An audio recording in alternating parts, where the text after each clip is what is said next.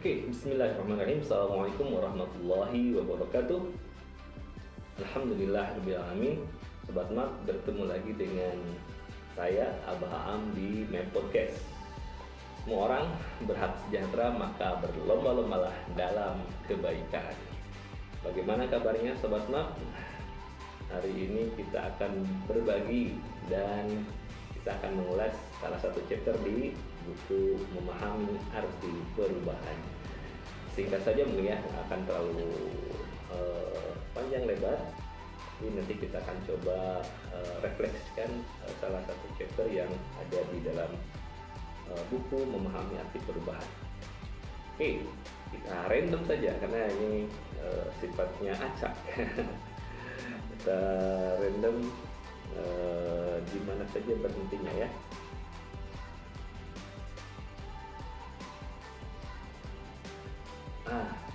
Oke. Ini chapter 17. Malu bertanya. Ini ada ceritanya nih di segmen ini ada ceritanya. Oke. Saya akan bacakan, nanti kita refleksikan di akhir ya. Sobat Map, judulnya Malu Bertanya. Asro, tokohnya namanya Asro nih. Asro lagi berkunjung dan mencari sesuatu. Asro ingin mengunjungi pamannya di daerah Buah Batu, Bandung. Dengan berbekal alamat yang diberikan, dia pergi dengan keyakinannya. Akan tetapi, sesampainya Asro di Buah Batu, dia bingung karena belum pernah berkunjung ke rumah pamannya. Lalu akhirnya Asro bertanya kepada pemilik warung yang ada di pinggir jalan mengenai alamat yang dimaksud. Terjadilah percakapan antara Asro dan pemilik warung. Asro, "Punten Pak." Pemilik warung menjawab, "Muhun, mangga, aya pergi naon cek?" "Bade tumaros Pak, pami alamat ieu kapalih mana jalanannya?" "Oh, cikan ninggal alamatna," sambil mengambil kertas yang dipegang oleh Asro. Jadi, kalau diterjemahkan kurang lebih Asro nanya ke tukang warung tentang alamat yang dia cari. Setelah melihat sejenak alamat yang dicari oleh Asro, si pemilik warung menjelaskan arah dan patokan yang harus Asro lalui untuk sampai di lokasi tersebut. Bahkan terkadang si pemilik warung pepeta, praktek di sini, ke sana, kemana dan sebagainya. Seperti kalau kita menunjukkan arah biasanya gitu. Untuk memperkuat penjelasannya. Setelah mendengar penjelasan si pemilik warung, Asro berterima kasih lalu mengikuti petunjuk yang diberikan. Walaupun masih ada kebingungan ketika menyusuri jalan dan mencari alamat rumah sang paman. Dari kisah tersebut, sebuah kehidupan jika diperumpamakan layaknya sebuah perjalanan, maka banyak ayat kenyataan yang bisa kita pelajari sebagai rambu-rambu, sebagai petunjuk agar selamat dan sampai kepada tujuan yang dicari. Mungkin kita pernah melakukan perjalanan lalu lupa, atau tidak tahu arah, atau ragu mengenai jalan untuk mencapai tujuan tersebut. Seperti pepatah, malu bertanya, sesat di jalan. Maka kita bertanya pada orang-orang mengenai tempat dan jalan menuju ke sana.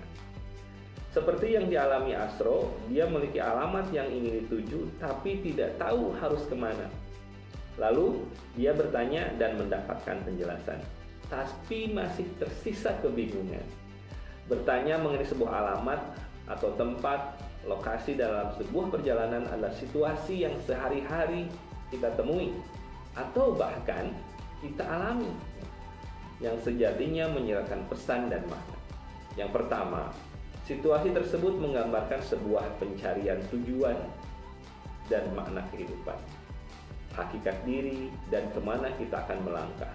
Ketika kita bertanya kepada sumber yang tidak jelas, mungkin kita akan tersesat. Sobat Mat, yang kedua, proses pencarian menggambarkan situasi aktivasi radar hidayah dari Allah. Dengan banyak cara Allah telah berkirim pesan untuk kita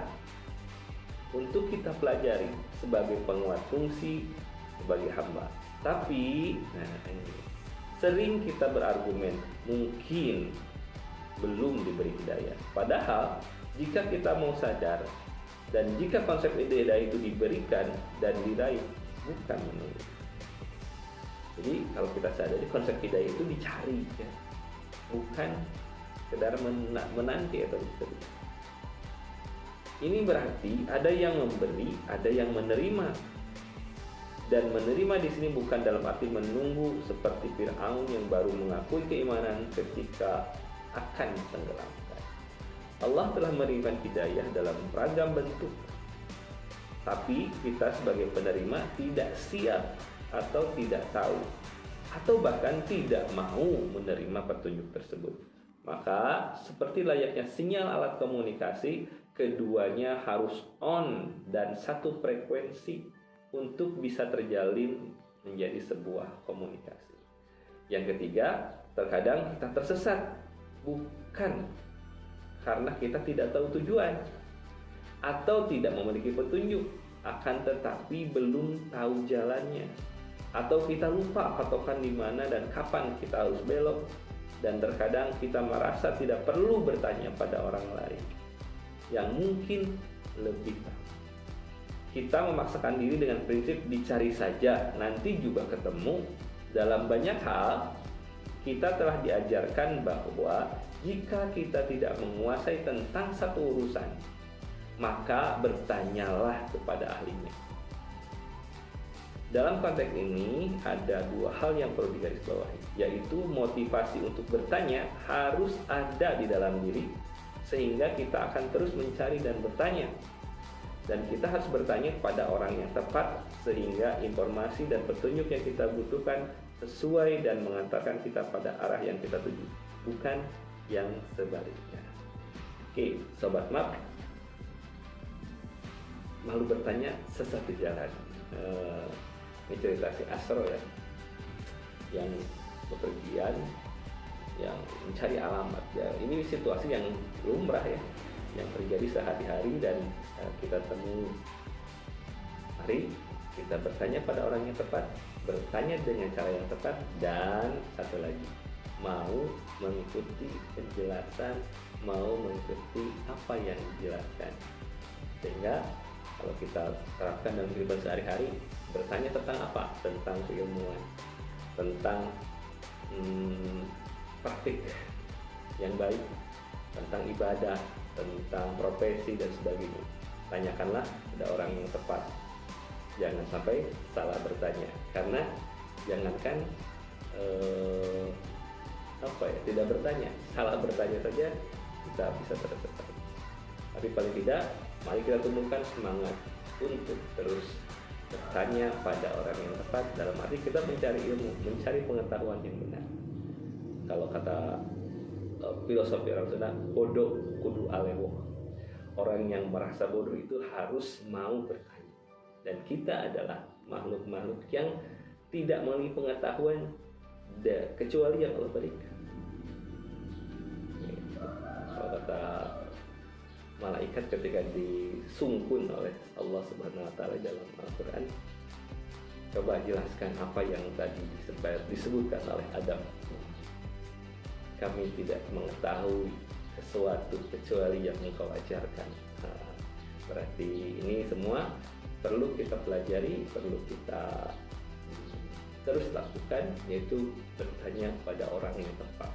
Dalam hal ini berkaitan dengan urusan agama, tanyakan pada ahlinya, para ulama, para kiai, para ustadz yang memahami betul tentang hal ihwal yang terkait dengan aturan-aturan dalam agama. Kait dengan profesi, tanyakan pada pakarnya, bukan pada orang yang tidak tahu apa-apa. Tanyakan pada ahlinya. Fas'al ahla dzikr in kuntum la ta'lamun. Tanyakan pada ahlinya jika kamu tidak mengetahui. Oke, Sobat Mak, singkat tapi bermakna. Semua orang berhak sejahtera, maka berlomba-lombalah dalam kebaikan. Wassalamualaikum warahmatullahi wabarakatuh.